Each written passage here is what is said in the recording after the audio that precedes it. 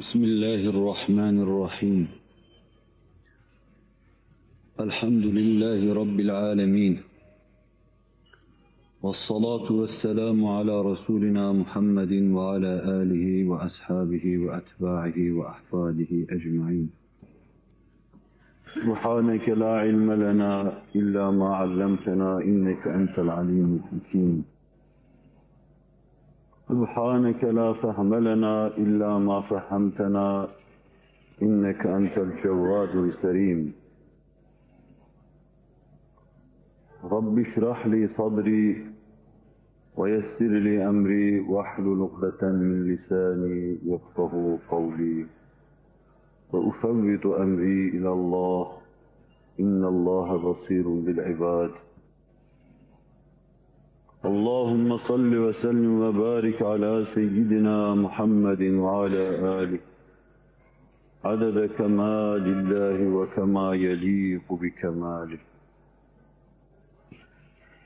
بسم الله الرحمن الرحيم رسلا مبشرين ومنذرين وقال في آية آخر الله يصطفي من الملائكة رسلا ومن الناس صدق الله العظيم وبلغنا رسوله النبي الهاشمي الكريم Ya İlahel Alemin, her halükarda tevfikat-ı sübhaniyeni bizlere yar eyle. Rızayı uzmanı tahsile bizleri muvaffak eyle. Nefsin ve şeytanın şerrinden, hissiyatın tesirinden bizleri masum ve mahfuz eyle. Habibi Edib'in açtığı cadde-i kübra-i Kur'aniye'de bizleri kaim ve daim eyle. Rızayı şerifini tahsil istikametinde sabit ve kaim eyle. Bu hal ve bu hava içinde cennet ve cemalullah'a varmak, nail olmak cümleye nasip ve müyesser eyle.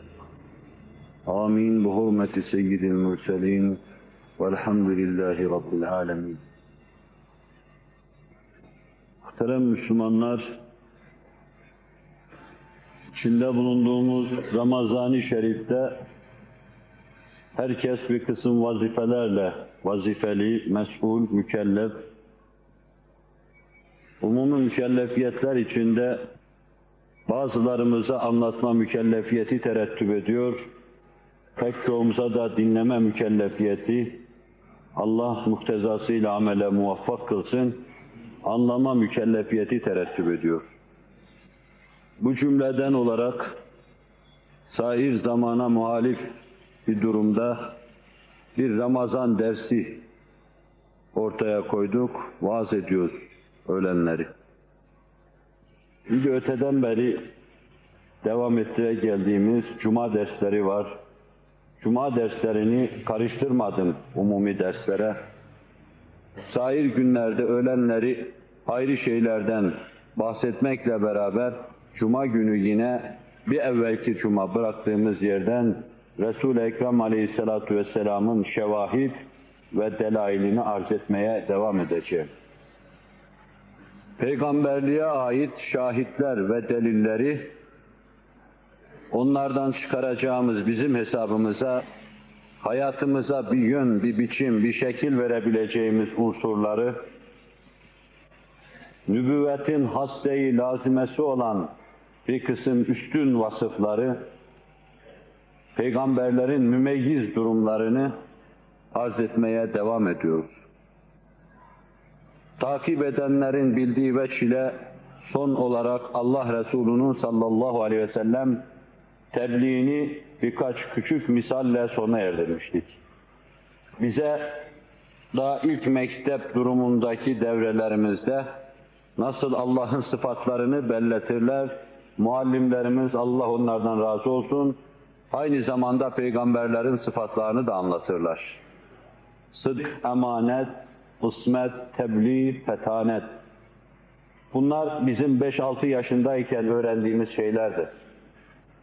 O küçük kafalarımıza, dar idraklarımıza tam manasıyla sığıştıramadığımız, kavrayamadığımız bu büyük hakikatların bize peygamberleri anlattığını, peygamberlere has bir kısım mümeyyiz vasıfları dile getirdiğini o devrede dahi biliriz.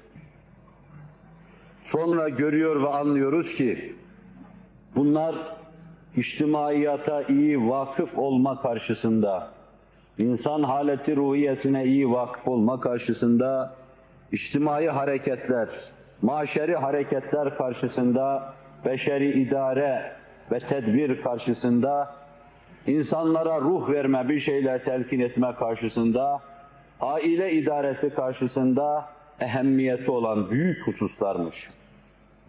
Bir beşer, bir cemiyet insanı olarak peygamberi bu sıfatlarıyla ele aldığımız zaman müstesna ve mü'tena mevkiiyle karşımıza çıkıyor peygamber.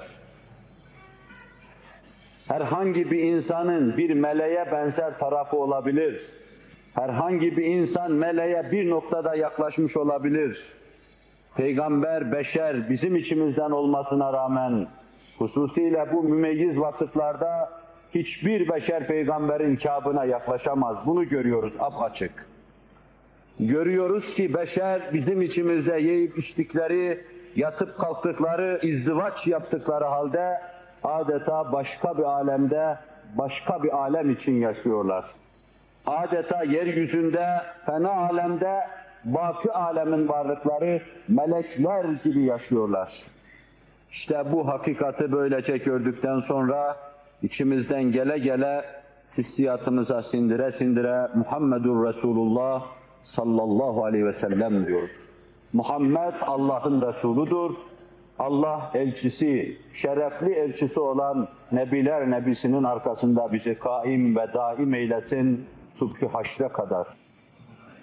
Tebliğ vazifesi peygamber kendisine terettüp eden Allah'ın emirlerini anlatma ameliyesi ve işiydi.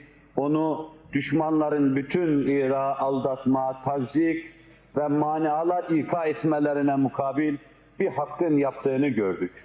Ve kendisinin bu mevzuda titizlik ve hassasiyetini gördük. Biz bizim aynadan, yani Resulullah aynasından daha evvel gelmiş geçmiş peygamberlere, onların vazifelerini şuurla yapmalarına bakıyor ve hepsine birden diyoruz ki, hepsi Allah'ın Resulü, hepsi aynı vazifeyi, aynı ihtimam ve ciddiyet içinde ele almışlardır. Bir fark var. Bizim Efendimiz, bizim için örnek olan Allah'ın aynası, Resul-i Ekrem aleyhissalatu vesselam Sultan-ı Enbiya'dır. Peygamberlerin efendisidir, onların dahi piştarıdır. Aradaki fark budur. Ama peygamberlik mana ve mahiyeti Efendimiz'de nasıl varsa onlarda da öyle vardır. Ubudiyetiyle Efendimiz mesafeleri aşmıştır. Bir kulluk yapmıştır ki alemi hayran bırakmıştır.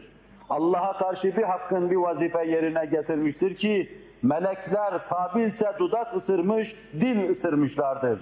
Bin barekallah sana demişlerdir. Kul olursa işte böyle olur demişlerdir. İşte bu tarafıyla Resul-i Ekrem aleyhissalatu vesselama ne melek, ne cin, ne de bütün peygamberler hiçbirisi kâbına ulaşamazlar. Bu sözünde haşa ve kella hiçbir peygamberi küçümseme, tahkir etme mahiyetinde değildir. Peygamberlerin Allah indinde en küçüğüne Cenab-ı Hak benim gibileri köpek yapsa arkalarından hav hav havlasa bunu şeref sayacağım, kalbime tercümanım. Allahu Teala ve Tekaddes Hazretleri büyük peygamberin yaptığı tebliğ vazifesinin hedefini kavramaya bizleri muvaffak kılsın. Bizi de tebliğ vazifesinde daim ve kaim eylesin. Bu husus arz edildiği gibi malumunuzdur. Bu da Muhammedur Resulullah hakikatini dile getirir, ona aynı olur. O derste vaat ettiğim gibi bundan sonraki derslerde de uzun bir müddet Allah Resulü'nün fetanet diyeceğimiz, büyük idrak diyeceğimiz, insanların zor anlayabileceği hakikatları çok rahatlıkla kavrama, altından kalkamayacakların müşkilleri peynir ekmek yer rahatlığı içinde halletme, beşerin içtimai ve psikolojik bütün problemlerini çok rahatlıkla 2 kere 2 4 eder matematiğini, neticesini elde etme rahatlığıyla yapar olduğunu arz edeceğim misallerle göreceğiz. Bu noktayı nazar itibara alan batılı bir düşünür der ki, beşer yığın yığın problemlerin çözüm beklediği şu devirde Hz. Muhammed gibi müşkül küşa bir zata ne kadar muhtaçtır, bunu kalbi olan idrak edecektir. Üst üste binlerce müşkül, binlerce problem vardır, çözüm beklemektedir. Beşer ıstırap içinde problemlerini çözecek birisini bekliyor. Resul-i Ekrem aleyhissalatu vesselam 14 asır öncesinin insanı olarak, o zaman zarfının mazlufu olarak işini bitirmiş, gitmiş değildir. O getirdiği hakaik terü taze elimizdedir, ruhaniyeti daima başımızın üzerindedir. Bunu bir maddeci gibi müdahale olsun diye putlaştırdığı insanlar hakkında söylenen sözler gibi söylemiyorum.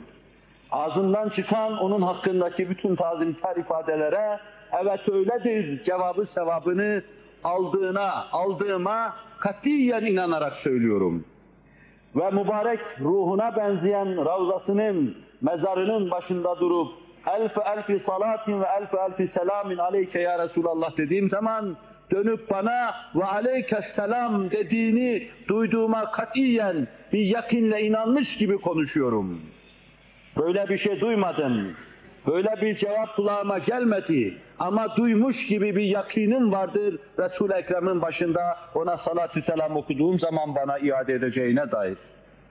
Onun içindir ki onun getirdiği parlak hakaik ne ölmüş, ne sönmüş, ne de orijinalitesini kaybetmiş bir durumu vardır. Beşer ne zaman o terü taze hakaika teveccüh ederse yeniden evci kemale çıkacak, yeniden kurtulacak, yeniden Allah'ın tevfikine, Allah'ın inayetine dayanarak beşerin yüzünü güldürecektir. Fetanet, büyük idrak, hakaikin kâmeti kıymetine uygun kavrama, uzun misallerle, bütün yönleriyle inşallah Teala arz edeceğim. Bütün peygamberler Allah'ın bir kısım elçileridir. Allah onları seçmiş, müstesna varlıklar olarak göndermiştir. Allahu yasṭafî minel melâiketi rusulen ve minen nâs. Allah o Allah'tır ki göklerin ve yerin zimamı elinde olan Allah, meleklerden de insanlardan da bir kısım müstesna kimseleri seçer, beşeri irşad etmek üzere, meleklerinkini de meleklere ışık tutmak üzere onların başına elçi yapar. Resul-i Ekrem demek ki seçilmiş, ısmarlama olarak beşere gönderilmiş bir varlıktır. Gelişi güzel insanların içinden zuhur etmiş bir fikir adamı, bir filozof, bir dahi değildir. Ona büyük düşünür demek, onu küçültme demektir. Ona dahi deme, ona hakarettir. Sadece nübüvvetini nazar itibar almadan büyük bir inkılapçı demek küfürdür. O Allah'ın peygamberidir. İnkılapçılığı Allah'ın ona lütfetmesiyledir. Beşeri ıslah etmesi Allah'ın lütfetmesiyledir. Büyük işleri halletmesi Allah'ın lütfetmesiyledir. Büyük meselelerin altından kalkması Allah'ın lütfetmesiyledir. Ama bütün bunlara maket olabilecek tertemiz bir ruhu vardı. Dünyaya geldiği zaman bezlerin içinde nasıl tertemiz çırpınıyor, güvercinler gibi ses çıkarıyor ve yukarılara doğru uçmak için adeta kanat açıyordu. Öyle de 60 küsür senelik hayatında Nebiler Nebisi bu saffetini, bu fıtratını muhafaza etti. Dünyaya geldiği anda nasıl temiz ve lekesizdi, öylesine Allah'ın huzuruna, öylesine tertemiz olarak gitti. Bir fark vardı arada. Ubudiyetiyle büyük mesafeleri kat etmişti. Çok vadilerde melekleri geride bırakmıştı. Pek çok vadilerde peygamberleri geride bırakmıştı. Pek çok noktalarda Cenab-ı Hakk'ın kulluğuna yeter diyeceği duruma gelmişti. Kendine tazip ediyorsun, ıstırap veriyorsun diyeceği hale gelmişti. Fıtratı cihetiyle tertemiz, bütün saffetiyle, çocukluk saffetiyle Allah'ın huzuruna gidiyordu. Kulluk cihetiyle büyük mesafeler almıştı ki bunu anlamamıza imkan yoktur. bir yumurta kabuğu içindeki yumurta usaresi bir tavus olmuş göklerde kanat çırpıyordu, pervaz ediyordu. Bu yumurtayla o tavus arasından münasebet kuramıyoruz. Bir beşer içinden çıkmıştı, beşeri meleklerin yaşadığı bir hayata, ideal bir sisteme ulaştırmıştı. İşte bu büyük yaptığı işle onun Arap Yarımadası'nda, o güne göre karanlık Mekke'de, o sert kayaların arasında neşvünema bulan bir tohum mahiyetine bakıp bu iki şey arasında münasebet kurmak, bu da çok zordur. Abdullah İbni Abdülmuttalib'in oğlu olarak onu ele aldığımız zaman beşere neşrettiği envarla bunun münasebetini kurmamız, bir muvazene kurmamız başımızdan aşkın bir vazifedir. Bunu size gösterme takatında değilim.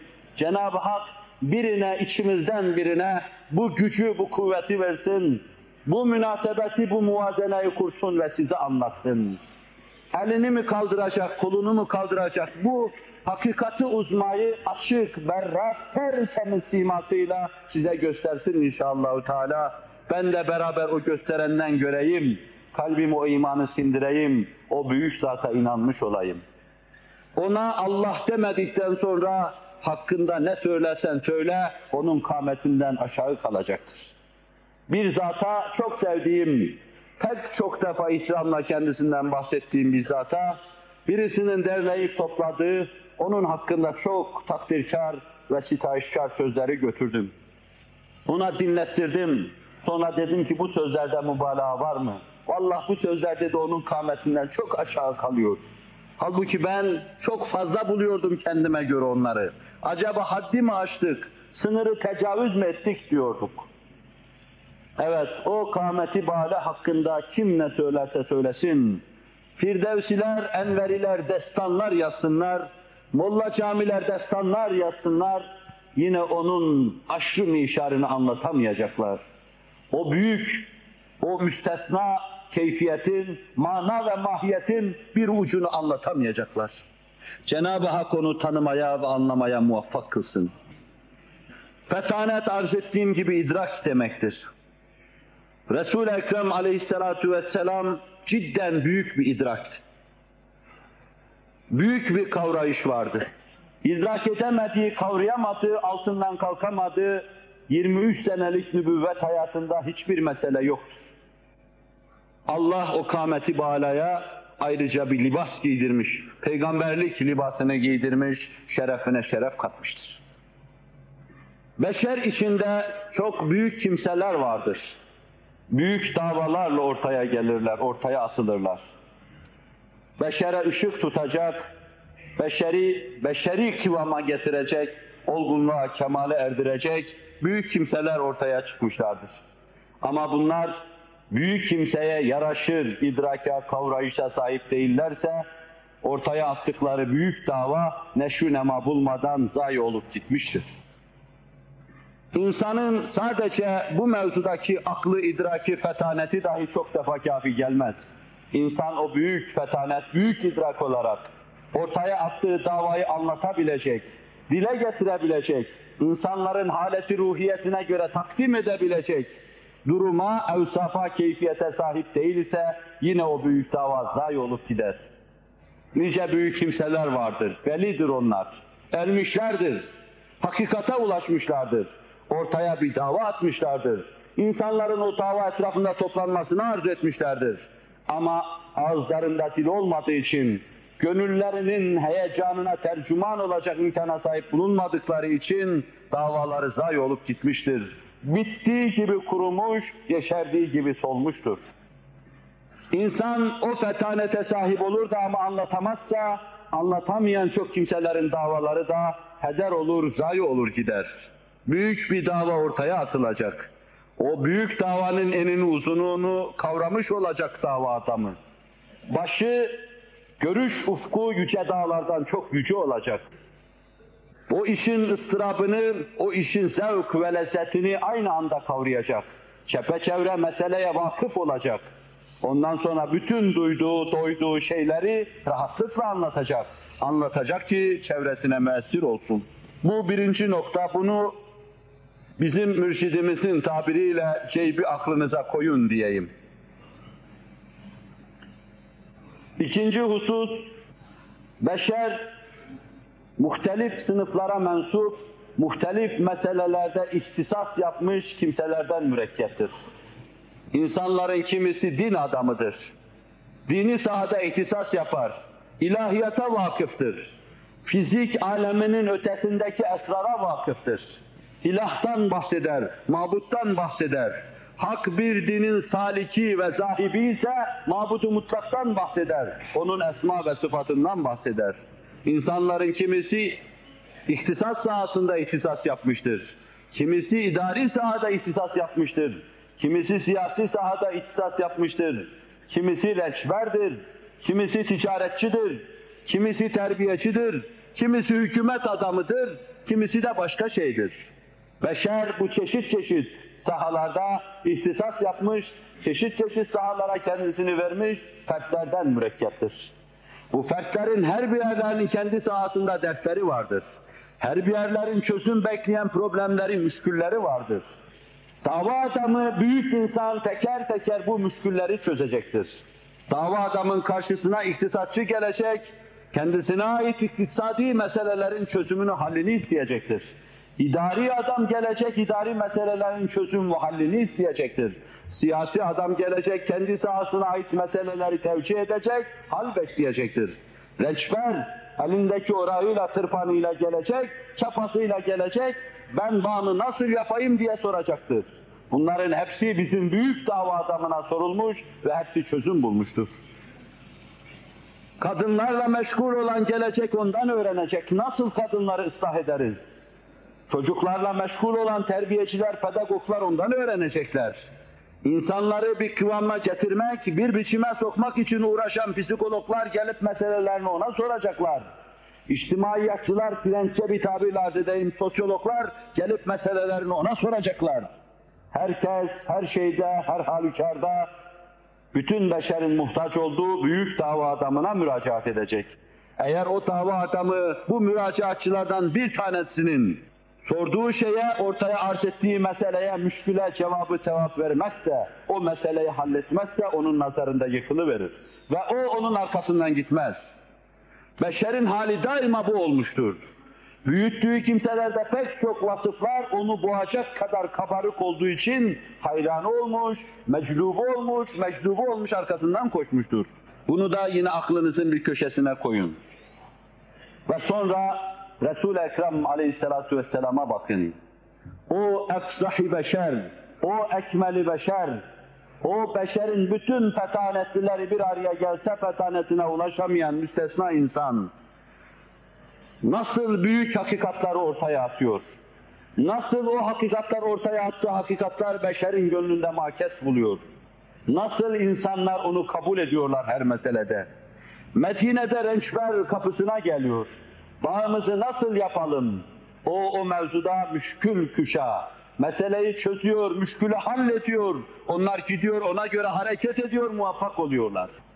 Beşeri nasıl ıslah ederiz müracaatçıları kapısına geliyor. O bu mevzuda halledici, fasledici meseleleri onlara takdim ediyor. Gönülleri inşiraha kavuşmuş olarak huzurundan ayrılıyorlar. Hanımından rahatsız olan, çocuğunu terbiye edemeyen onun huzuruna geliyor. Herkes derdine derman bulmuş olarak geriye dönüyor. Sigarayı terk edemiyorum, içkiden kendimi alamıyorum, alkolik olmuşum. Şu meseleden kurtulamıyorum, zinaya inhimak etme durumum vardır, ahlaksıza sukut etme durumum vardır. Bütün bu meseleleri düğümleri çözer gibi çözüyor, onlara veriyor ve herkes sadrı şifaya olmuş, gönlü inşiraha kavuşmuş olarak melek numun o meclisten ayrılıyor ve huzura kavuşuyor. O anlayış ve şuur içinde müşküllerimizi halledecek, Kur'an'a teveccühe Allah bizi muvaffak kılsın. Onun milyona balik mübarek sözleri ki her birisi pek çok derde derman, birer reçeteyi havi, reçete muhteviyatına havi mübarek sözlerine dönmeye Allah bizi muvaffak kılsın. Bunlara inşallah gönlümüzden ikinci derecede kendisini bir amel takip eden amin deyişle amin deriz. Kendisini amel, aksiyon takip etmeyen amin demeler biraz kuru amindir. kendisini hareket takip eden aminler amindir. Amin, Allah'ım bunu kabul et demektir. O da sana der ki kulum senden de hareket etmek gerektir. Hareket edeceksin, aminine cevap verilecek senin. İşte öyle amin demeye Allah muvaffak kılsın. Resul-i Ekrem sallallahu aleyhi ve sellem saadet asrının tarihi, saitlerin saidi kendisinin tarihinin şehadetiyle halletmediği, çözmediği hiçbir mesele yoktur. Bugünkü dersin vaziyetine göre sadece bir iki misalle giriş mahiyetinde bir iki hususta fetaletinin üstünlüğünü arz edip ilerideki derslerde inşallah Teala bunları teker teker arz etmeye çalışacağım. Nasıl büyük bir devlet adamıdır, nasıl baş döndürücü müthiş bir erkan-ı harptir, nasıl aynı zamanda bir terbiyecidir, nasıl güzel aileyi idare eder, nasıl çocukla çocuk, Cibril'le Cibril'dir, nasıl Allah'a mülaki olduğu, terakki ettiği zaman imkan alemine aşar, vücub alemine yanaşır, nasıl sıfat-ı ilahi kavrar ve nasıl tenezzülat-ı nebi içinde beşerle beraberdir. Nasıl onu görenler adeta köle gibi görürler, nasıl ona bakanlar onu adeta lahut aleminin bir varlığı olarak müşahede ederler. Bütün bunları misalleriyle arz edeceğim. Siz hep beraber içinizden gele gele duyacak, hissedecek, anlayacak ve Muhammedur Resulullah diyeceksiniz. İbn-i Huzeyme, muhaddis-i kiramdan bize ona ait bir vakayı anlatıyor. Burada antiparantis bir hususa dikkatinizi istirham edeceğim. Daha evvel arz etmişimdir bunu. Vakaların İslam'da tespiti bir hususiyet arz eder. Hiçbir milletin tarihi, hiçbir milletin kanununa, daha evvel yaşamış olan bir milletin kanununa, devlet düzenine ait vakalar olduğu gibi bize intikal etmiş olması iddia edilemez. Tarihçiler, makanivüsler vakayı çok defa kendi anlayış ve heveslerine göre tespit ederler. Ve bu tespit edilen, bize intikal eden vakaların pek çoğu da mevsuk değildir, itimat edilemez. İslam'da vakalar çok mevsuktur.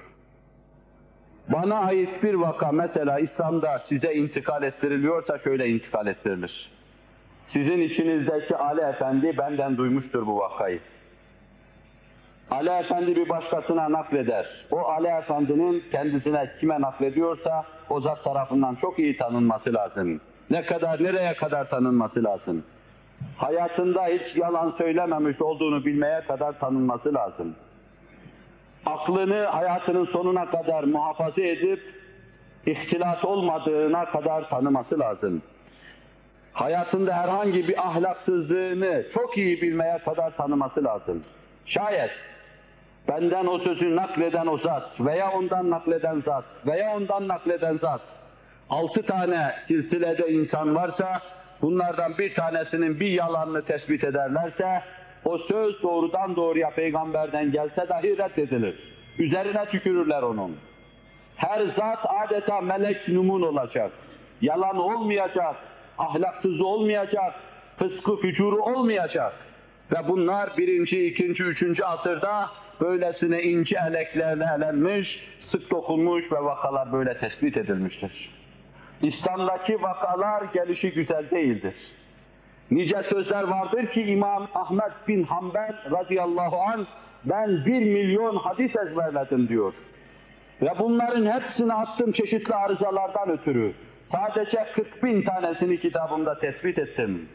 Bunu tespit etmekle yakayı kurtaramamış. Sonra gelen nakkat-ı adamlar hakkında zan ve şüphe varsa arz ettiğim silsilede onlar da bir kısmını yine tenkit etmişler. Kendi talebeleri tenkit etmiş, oğlu tenkit etmiş, o mezhebin hayranı Zehebi gibi kimseler tenkit etmişler. İslam'da müthiş bir hakperestlik vardır. Benim hocam söyledi diye kabul etmem. Vaka bizatihi varsa vaki ise kabul ederim. Vaka üzerine ufak bir gölge düşürücü bir şey, bir zan varsa atarım onu. 1 milyon hadis fikir olsun diye size arz edeyim, 1000 tane Kur'an-ı Kerim yapar. Ben bunu ezberledim diyor Ahmed bin Hanbel. Hayatımda bir meseleyi 2 defa okuduğumu hatırlamıyorum. Bir defa duyduktan sonra unuttuğumu da hatırlamıyorum. 1 milyon hadis ezberledim. 40.000 tanesinin sıhhatine tam kanaat geldi, adamlarıyla tanıdım, bir söz değil. Fakihun vahidun eşeddu ala şeytan min elfi abid. Bir tane sözdür bu. Ama bu söz için şunlar vardır. Haddesena Ali, haddesena Veli, haddesena Bekir, haddesena Osman vardır bu hadiste. Bunları da belledim diyor. Müstesna bir cemaat olarak Allah'ın yarattığı bu müstesna insanlar, Resulullah'a ait her şeyi, İslam'a ait her şeyi böylesine ince eleyerek, sık dokuyarak tespit ediyorlar. Onun için kitabında ve onu rivayet eden zatın ağzında bir vakayı size intikal ettirirken, katiyen, sanki bugün bizim gördüğümüz, şahit olduğumuz vakalar gibi katidir, inanacaksınız. Hiç kimsenin bu mevzuda tereddüdü olmaz ve olamaz. Cenab-ı Vacib-ül Vücud ve Tekaddes Hazretleri, anlatmak istediğimiz meseleleri anlamaya bizleri muvaffak kılsın. Bu hadisin usulü mevzuunda bir şeydi. Çoğumuzun mevzu olmadığından belki anlayamayız. Ben avamlaştırıp takdim etmeye çalıştım. Bununla da bitmiyor bu mesele, çeşitli yönleri var. Resul-i Ekrem aleyhissalatu vesselam saadet meclisinde oturuyor. Vakayı nakleden vaka kahramanı Husayn'in oğlu İmran'dır. İmran çok şerefli bir sahabiydi. Basur hastalığı vardı. Oturamazdı makadının üzerine. Muhakkak yan gelir dururdu. Ben Kabe'yi tavaf ederken bu büyük sahabi der ki, melekler bana selam sana ya İmran derlerdi. Birisi bana tavsiye ettiği bu basur hastalığını dağla dedi bana. Dağladığım zaman o selam kesildi. Halime arz ettiğim zaman bundan vazgeçmemi söylediler. Vazgeçtim, yine selam veriyorlardı bana. Bu genç yaşında, çiçeği burnunda delikanlı, büyük cazibe karşısında kapılmış cazibeye ve dize gelmişti. Resul-i Ekrem'i babası Husayn'den evvel tanımış, inanmıştı. Husayn hala müşrikler arasında dolaşıyordu.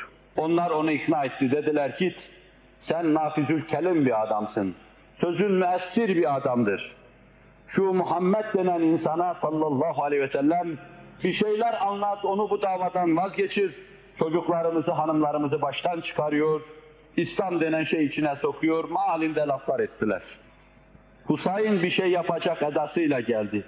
Geldiğinde mukaddem oğlunu, önce Müslüman olan oğlunu huzuru Risalet Penahi'de edeb içinde otururken gördü. Oraya babası mı girmiş, başka bir müşrik mi girmiş, oğlu göz kapağını kaldırıp yüzüne bakmadı. İltifat etmedi. Ona küçük iltifatım olur ki Resulullah'ı kırar diye düşünüyordu. Husayn oturdu Resulullah'ın huzuruna. Ona bir kısım sorular tevcih etti. Baban mı hayırlı, sen mi hayırlısın dedi. Allah Resulü hiç tereddüt etmeden benim babam da senin baban da cehennemde dedi ona. Bu mevzuda efkarınızı bulandırmasın. O gün için öyleydi. Başka hadis kitaplarından nakledeceğim şeylerle İbn Huzeyme'nin dışında mevzumuzla alakalı olmadığı halde Resul-i Ekrem'in babasına da kurban olayım, dedesine de kurban. Acaba Resul-i Ekrem'in babası ehli cehennem mi, içinize bir şey gelmesin? Sahabi çok ağlamış olarak yanımıza geldi. Niye ağladın ya Resulallah? Babamın hidayetini çok Allah'tan diledim. Ama giderken la ilahe illallah demediği için Allah kabul etmedi. Onun için çok müteessirim. Cibilli bir bağlılığı vardı, bir babaydı. Hazreti Adem'den gelen büyük nur en son onunla Hazreti Amine'ye geçmişti. Aradan bir miktar geçti, pek çok hadisçiler tenkit etseler bile Ajluni Keşfül Hafa'da uzun hepsinin münakaşasını yapıyor. Yine Resul-i Ekrem geldi, beşaşet vardı, sevinç vardı yüzünde. Niye sevinç içindesin ya Resulallah? Allah annemi babamı muvakkaten ihya etti, bana inandılar, rüşte ve hidayete erdiler buyurdu. Ama o gün için Husayn'la konuştuğu zaman bu durum yoktu daha. Bunu da böyle bilmekte fayda var. Allah Resulü o gün için senin baban da benim babam da cehennemde demişti. Ve sonra onun sözlerini dinledi ve ona tevcihi kelam etti.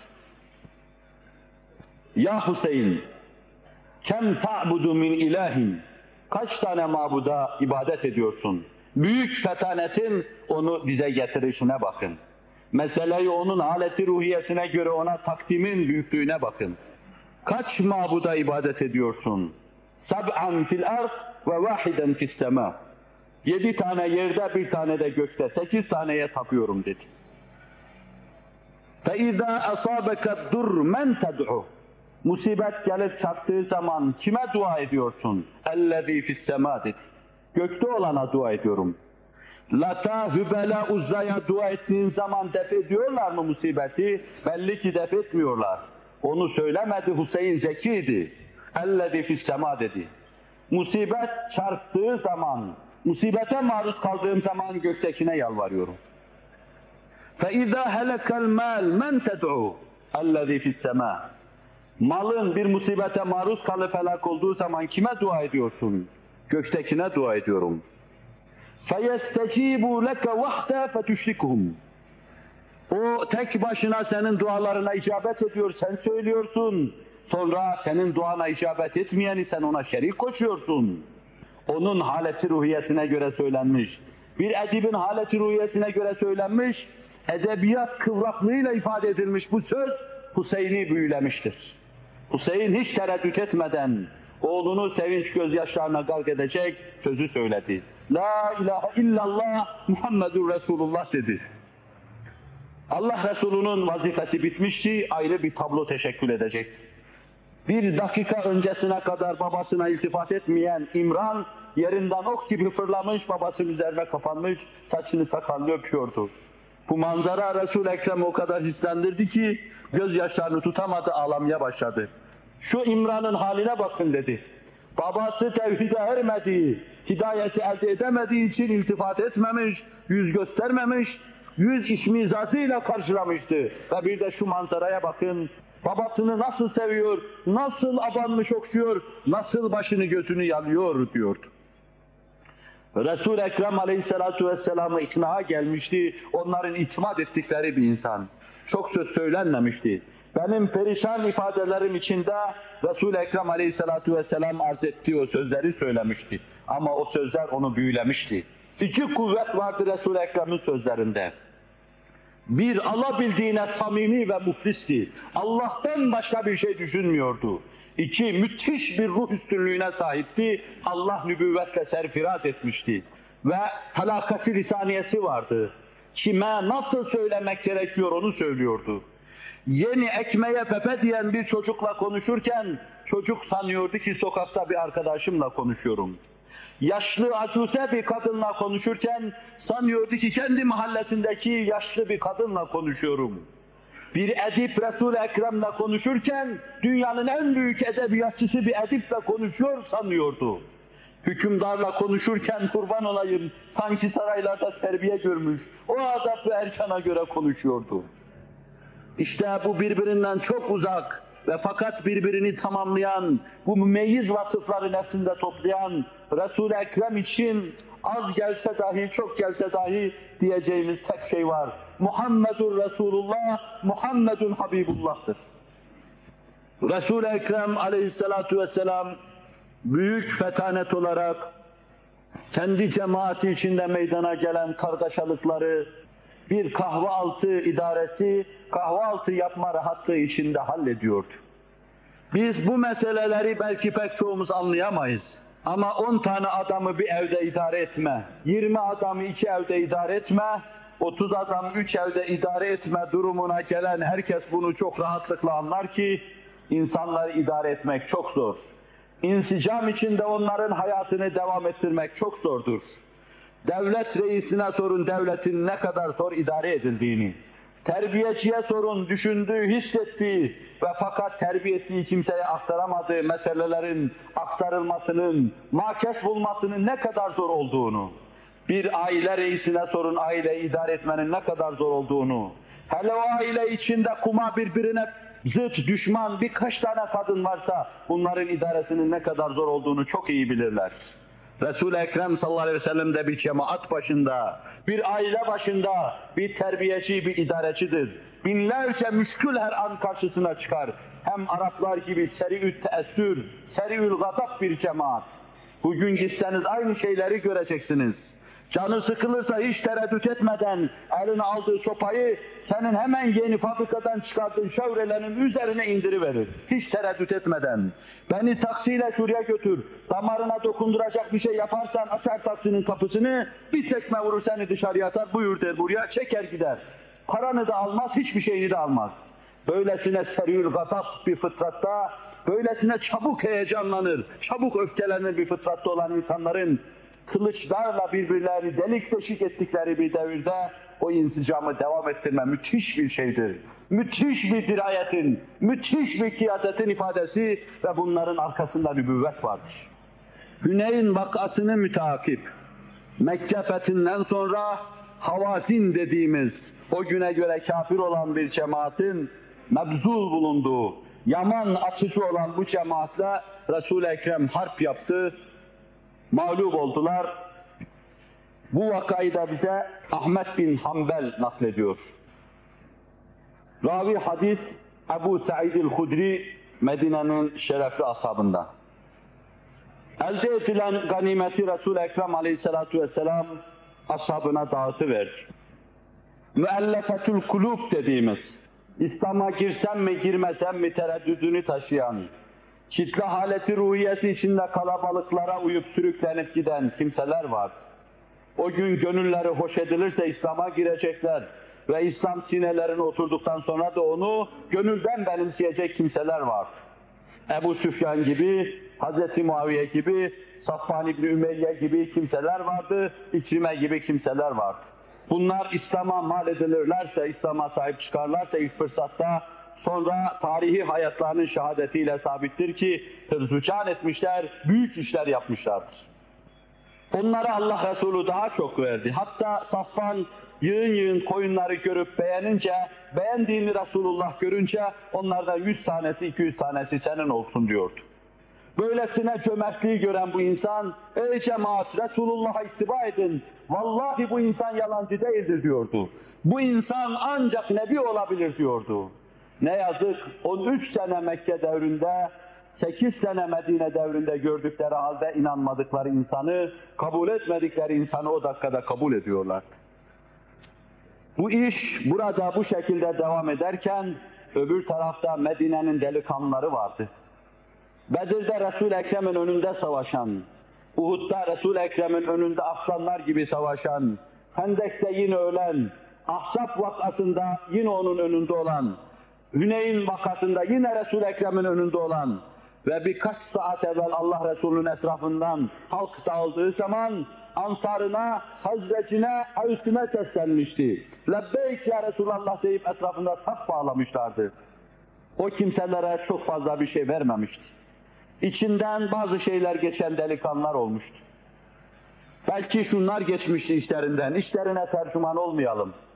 Suizan etmiş oluruz. Onlar hakkında suizandan Allah'a sığınırım. Adam kendi kavim ve kabilesini bulduğu herhalde Mekke'de kalacak akıllarından geçmişti. Bizim kılıçlarımızdan henüz kanlar damlıyor, kafirlerin kanları damlıyor, o ise yeni Müslüman olmuş kimselere verdi. Sahabinin mala, mülke, menala teveccühü yoktu. Ama Resul-i Ekrem'in iltifatına ehemmiyet veriyorlardı.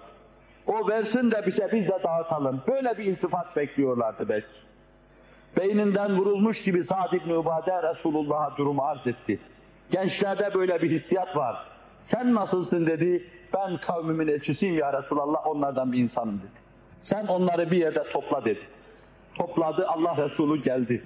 Bir dava adamı düşünün ki, uğrunda hürdücan eden, her an ölüme hazır olan bir cemaat, onun hakkında az dahi olsa inhiraf ediyor, küçük bir şey düşünüyor.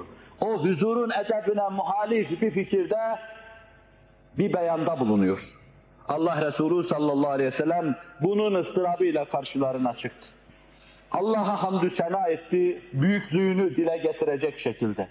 Allah nasıl büyük, ne kadar büyükse onu büyüklüğüne göre sena etmek Resulullah'a hastı. Kimse onun sena ettiği gibi edemez. Bunu da yerinde dualarını arz ederken size arz edeceğim. Göreceksiniz, duada dahi eşiği menendi yoktur. Sözlerini şöyle devam ettirdi. Elem atikum dullalen fehadakum ve aleten feagnakum ve a'da'a feellefallahu beyne kulubikum. Ben gelip de sizi dalalet içinde bulmadım mı? Allah bu sayede sizi hidayet etmedi mi? Ben gelip de sizi fakr-ı zaruret içinde Medine'nin pazarına Yahudi hakim ve onun esiri sizi bulmadım mı? Gelmem sayesinde Allah sizi zengin kılmadı mı? Ben gelip de sizi birbirinize düşmüş, birbirinizi kılıçlarınıza delik deşik eder vaziyette bulmadım mı? Bu sayede Allah sizin aranızı telif etmedi mi? Sizi kardeş yapmadı mı? İstecibu dedi. Siz de cevap verin. Ne yaptıklarını çok iyi anlamışlardı. O huzurun edebini de çok iyi bilen bütün ansar, delikanlılar, bu işe karışmayanlar da dilgir olmuş, rahatsız olmuşlardı. Hepsi başlarını ceketlerin, cübbelerin altına sokmuş, sadece ağlıyorlardı. Siz de bir şeyler söyleyin bana. Onlar bir şey diyemiyorlardı. فَمَا نَقُولُ بِمَاذَا نُجِيبُكَ ya Resulallah? El-mennu lillahi ve Resulih. Sana nasıl cevap veririz? Ne demeye hakkımız var? Minnet Allah'a ve Allah'ın Resulüne diyorlardı. Allah Resulü yol gösteriyordu onlara. İn şi'tum lekultum fesadaktum fesuddiktum. Eğer isteseniz şöyle diyebilirsiniz, doğru söylemiş olursunuz, başkaları da sizi bu noktada tasdik eder. Şöyle deyin, ci'tena tariden feaveynâke ve khâiben feemmennâke ve âleten veya ve âilen feagneynâke veya feâseynâke. Çeşitli rivayetler. Sen bize kavminden kovulmuş olarak geldin, aldık seni himaye ettik. Fakir olarak geldin, seni zengin ettik. Sen korku içinde buraya geldin, sana teminat verdik. Onlar hiçbir şey söylemiyorlardı. El-mennu lillahi ve Resulih diyorlardı. Minnet ve şükran Allah'a ve Allah'ın Resulüne olsun. Bir şey demiyoruz ya Resulallah diyorlardı. Ben bir kısım kimselerin kalbini telif etmek için dünya emtiası namına verdiğim şeyler sizi üzdü, müteessir mi etti diyordu Allah Resulü. El-mennu lillahi ve Resulih diyorlardı. Bir mesele hallediyordu. Sağ kolu sayılan bir cemaatin içine bir şey düşmüştü. Bu mesele halledilmezse İslam ilerlemezdi. Bu mesele halledilmezse onun getirdiği şeyler tahakkuk etmezdi. Mesele halledilecek. Sadece suri bir hakimiyet, bir dikta meselesi değildi. Bu gönüllere hakim olma meselesiydi. Onun için kalbe bir pas gibi gelen konan tereddüdü silecek, izale edecekti. Sonra Allah Resulü sallallahu aleyhi ve sellem onlara cennetten müjde gelir gibi şu haberleri veriyordu. Ama terdavne ya ma'şerel ensar en yezheben nasu ila rihalihim bi'ş-şâ'i vel ba'îd ve tezhebûne entum ila rihalikum bi Resulillah sallallahu aleyhi ve sellem. İstemez misiniz ey cemaat? Ansar topluluğu, halk koyunlarla, keçilerle göçlerine gitsinler, memleketlerine gitsinler. Siz koyuna, keçiye, deveye mukabil Allah'ın Resulü'yle gitmek istemez misiniz? Herkes o kadar hoşnut, o kadar razı. Radina bihâde taksim diyorlardı. Bu taksime razı olduk diyorlar. Allah Resulü de فَوَالَّذ۪ي نَفْسِي بِيَدِهِ لَوْ سَلَكَ النَّاسُ شَعْبًا وَسَلَكَتِ الْاَنْصَارُ شَعْبًا لَسَلَكْتُ شَعْبَ الْاَنْصَارِ. Nefsim elinde olan Allah'a yemin ediyorum ki bütün insanlar bir vadiye gitse, benim ansarım da bir vadiye gitse, ben ansarın gittiği vadiye giderim. Ve sonra ellerini kaldırdı, ansara dua etti. Allahümme erhamlil ansar, ve bnâil ansar, ve bnâi abnâil ansar. Allah'ım benim ansarıma merhamet et. Evlatlarına da merhamet et, evlatlarının evladına da merhamet et. 3 nur asrını Allah Resulü mübarek duasıyla çerçeve için almış oluyor. Sahabe asrı, ansar asrı. Tabi'in asrı, ansarın evladının asrı, etba-i tabi'in asrı, ansarın evladının asrı. Ve bunu yine Buhari'deki hadisiyle hayrul kurun karni thummellezî yelûnehum thummellezî yelûnehum thummellezî yelûnehum. En hayırlı asır içinde bulunduğum asırdır. Başka bir rivayette enellezî fîhî sözü var. Ondan sonra ondan sonraki asırdır, ondan sonra da ondan sonraki asırdır. Nice küçük meseleleri halledemeyen bizler, cemaatimiz içinde meydana gelen küçük vakalar karşısında mağlup düşen bizler, daha büyük felaketleri tevlid edecek o vakaları halledemediğimizden Teşeddüt-i ara ortaya çıkıyor. Cemaat birbirine düşüyor, fertler birbirine düşman oluyor. Bir safta omuz omuza duruyorlar. Meseleyi halledememişiz. Tam gösterememiş, takdim edememişiz. Aynı safta beraber omuz omuza, diz dize dokunup durduğumuz, beraber Allah birdir, büyüktür dediğimiz, karşısında secdeye geldiğimiz, Mabud-u Mutlak'ın karşısında dururken dahi kalplerimiz birbirine yanaşmıyor, gönüller birbirini sevmiyor, yapıcı imtizaç tahakkuk etmiyor ve cemiyet karma karışık, ciddi bir anarşi içinde sürüklenip gidiyor. Bütün yeryüzünde 500 milyon İslam alemini düşünün. Bu İslam alemi içinde imana, Kur'an'a ve Resulullah'a sahip çıkan, müstesna bir kısım devletleri bir tarafa koyacak olursak, geri olan bir kısım devletler İslam itibariyle, Müslümanlar %70, %80 nispetindedir. Bu %70, %80 nispet bir araya gelmediğinden, onların kaderlerinde başkaları rol oynamaktadır. Onların istikbale ait tarihlerinde başkaları müessir olmaktadır. Onların yapacakları şeyleri başkaları kıvama biçime koymaktadır. Bütün İslam alemi esasen sayı bakımından, kemiyet bakımından kahir bir üstünlüğe sahip olmakla beraber paryadır kendi yurdunda, dilencidir, gedadır kendi yurdunda, esirdir başkalarının. Hem esir olduğu kimseler de ne dinine, ne diyanetine, ne Allah'ına, ne de peygamberine saygısı olmayan kimselerdir. Orucunu yiyen kimselerdir. Küstahça Allah'a karşı terbiyesizlik yapan kimselerdir. Namazını kılmayan kimselerdir. Paslı vicdanlardır. Kirli alınlardır. Abdestsiz yüzlerdir. Namaz mahrumu kimselerdir. Allah'tan fersah fersah uzak, rahmetinden mahrum kimselerdir. İşte bunu yapamıyoruz. Bu telifi ve ittifakı temin edemiyoruz. Müsamahamız yok, merhametimiz yok, idrakimiz dar, fetanetten mahrumuz. Bütün bunlarla beraber 20 kafa bir araya gelirse 20 kafa olur. 40 tane göz olur, 40 tane kulak olur. Gelin 40 kulak olarak bu işe kulak verelim. 40 göz olarak bu işe bakalım. 20 tane akıl olarak bu işi düşünelim. Belki halledebiliriz deme varken kimse diğerinin yanına gitmiyor. Kimseyle imtizac etmek istemiyor. Birbirimize düşüyoruz. Bu karma karışık sözleri niye arz ettim? Müteheyyiç bir cemaati, cidal ve mücadeleden başka bir şey düşünmeyen bir cemaati, onlar için adam öldürme, bit öldürme kadar ehemmiyetsiz olan bir cemaati, nasıl şirazeye sokuyor, nasıl imtizaç, ittihat ve ittifak içinde devam ettiriyor, nasıl kimsenin burnu kanamadan 23 senelik bir hayat yaşattırıyor, nasıl umranlar kuruyor, Resul-i Ekrem Aleyhisselatü Vesselam'ın büyüklüğüne beraber bakmamız için.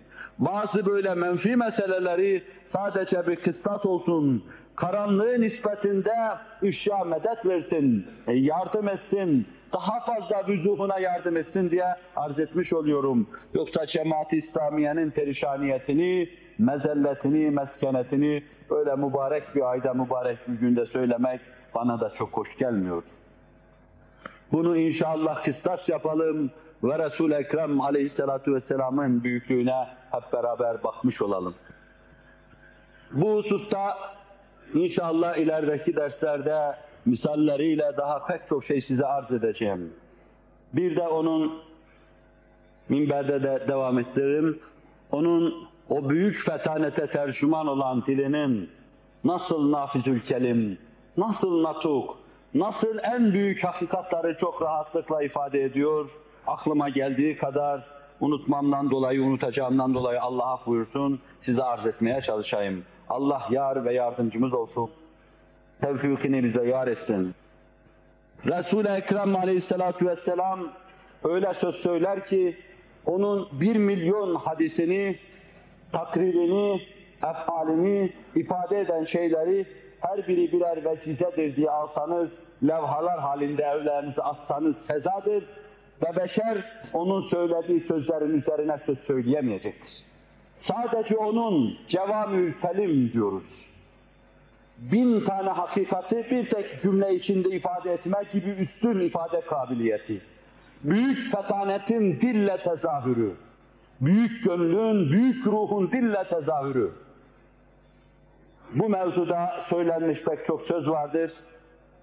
Hatırımda kalanları olarak bir iki tanesini arz edeyim. Emerani Rabbi bi tis'in haşyetillahi fi's-sirri vel-alaniyeti vel-adli fil-gadabi vel-rıda vel-qasdi fil-fakri vel-gina ve en asile men qata'ani ve u'tiye men haramani ve afuve ammen zalemani ve en yekûne samti fikren ve nutqi zikren ve nazari ibreten ve amure bil ma'ruf. Hemen sözün arkasından arz edeyim. Söylediğim cümlelerden her birerleri için İmam-ı Rabbani idrakinde, anlayışında, tahkikinde bir adamın bir mektubat yazması lazımdır. Bu sözlerden her birini ancak bir mektubat şerh edebilir. Rabbim bana 9 şey emretti. El-adlu fil-gadabi ve'r-rıda. Öfkeli olduğum anda, hoşnut olduğum anda istikametten ayrılmama. Sözümde istikametten ayrılmama. Hareketlerimde istikametten ayrılmama. Ruhi muvazene ve dengemde istikametten ayrılmama. Hiç ayrılmamıştı, hayatı ve vaziyeti buna canlı delildir. Onun başına gelen musibetler, Everest tepesinin başına gelseydi yerle bir olurdu. Halbuki o 60 küsur yaşında vefat ederken sakalında 3-5 tane beyaz tüy vardı. Ve bir delikanlı gibisindeydi, bir delikanlı gibi görkemli, güzel ve cazipti. Hiçbir şey kaybetmemişti.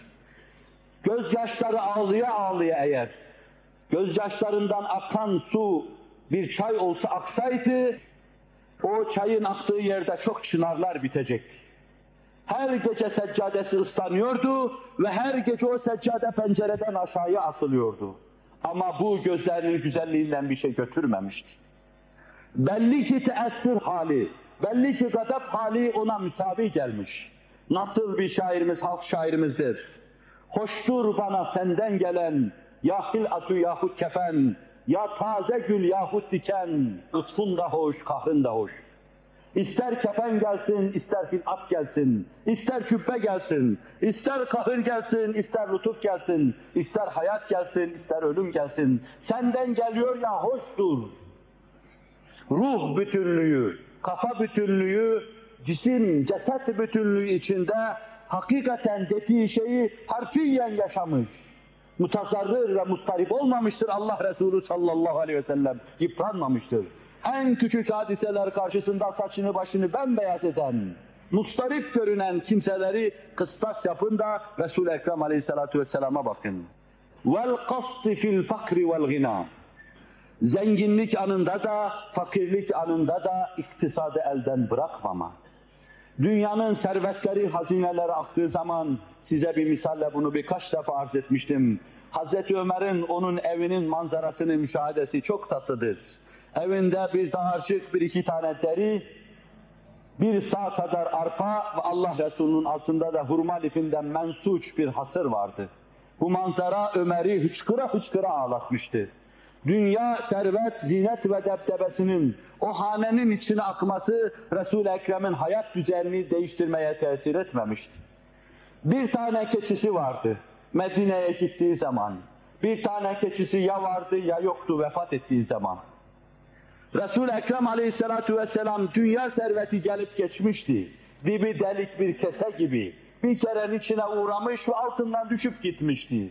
Hiç kale almamıştı. En zengin olduğu devirlerde 2 günde bir yiyorsa, fakir olduğu devirlerde de o kadar yemişti. Karnını zenginlik ve fakirlik devirlerine göre ayarlamamıştı. İşte iç ve dış yapısını ifade eden bu hususu وَالْقَصْدِ فِي الْفَقْرِ وَالْغِنَى diyor ki, beşerin söyleyeceği cinsten sözler değildir bunlar. وَاَنْ أَصِلَ مَنْ قَطَعَنِي. Benimle alakasını kesenleri gidip ziyaret etmem, gönüllerini hoşnut etmem. Rabbim bunu da bana emretmişti. O gönlü Allah bizlere lütfeylesin inşallahü teala. Bizden bir alaka kesene 1000 alaka kesiyor, fersah fersah uzaklaşıyor. Üstelik de bir sürü dedikodu, gıybet ve ipe sapa gelmeyen laflar savuruyoruz. Allah bizi ıslah etsin. Ve en asile men qata'ani. kat'i alaka eden, kesin hatlarla benden kopan ve gidenleri ziyaret etmemi, onları hoşnut etmemi de Rabbim bana emretti diyor.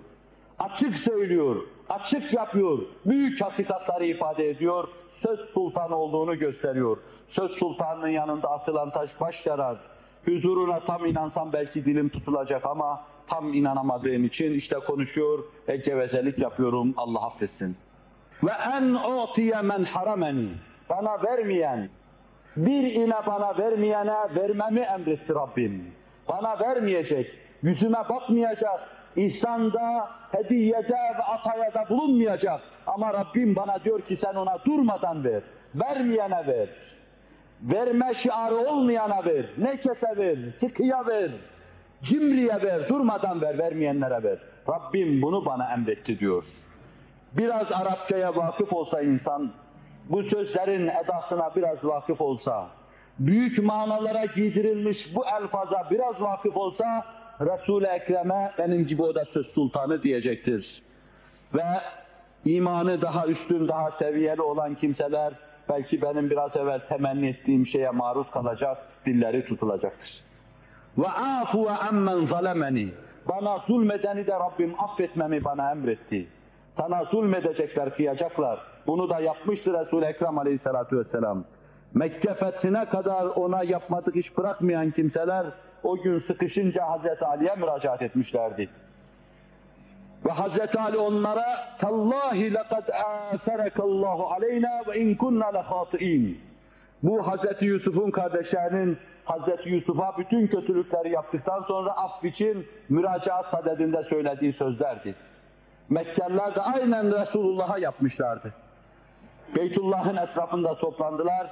Resul-i Ekrem gelirken oraya "Tallahi laqad âserekallahu aleyna ve in kunna lehâti'in." Allah Resulü "La tesfîbe aleykumul yevm, yağfirullahu lekum ve huve erhamur rahimin" diyordu. Bugün kınama yoktur, değişmeyin böyle şeyleri. Bugün başkasının yüzüne kusurunu vurma yoktur. Allah erhamur rahimindir, bütün günahları mağfiret eder, diri etmeyin diyordu. Ve afu ammen zalemeni ve en yekune samti fikren, sükut durursam düşünmemi emretti Rabbim bana, boş durma dedi. Ve nazari ibreten, etrafa bakışımda ibret olsun diye Rabbim bana emretti. Ve amura bil ma'ruf, ve bir de Rabbim bana marufu emretmemi emretti. Güzellikleri insanlara anlatmamı emretti. Demek suretiyle ta devri Adem'den devrimize gelinceye kadar beşerin söyleyeceği sözlerin en büyüklerini, yığın yığın ciltlerle, kitaplarla anlatılması imkansız olan hakaiki dile getiriyordu. Büyük bir ruhu vardı, müstesna, müşerih bir gönlü vardı. Ağır bir vazifeyle tavsif edilmişti, müthiş bir fetanete sahipti ve bütün bunları dile getirecek bir dili vardı. Ben o nameten müteheyyicim ki yoktur ihtimali terennümün der İkbal. Ben o nameden müteheyyicim ki yoktur ihtimali terennümün. Dile getiremeyeceğim name beni dilgir eder. Gönlümde manalar kabarır kabarır, gırtlağıma kadar gelir ifade edemem. Coşarım, heyecanlanırım, duyarım fakat duyuramam. İşte ondan çok rahatsızım. Tam muasır olan bizim şairimiz de ona mukabil şöyledir. Ağlarım ağlatamam, hissederim söyleyemem, dili bağlı kalbimin bundan pek bizarım.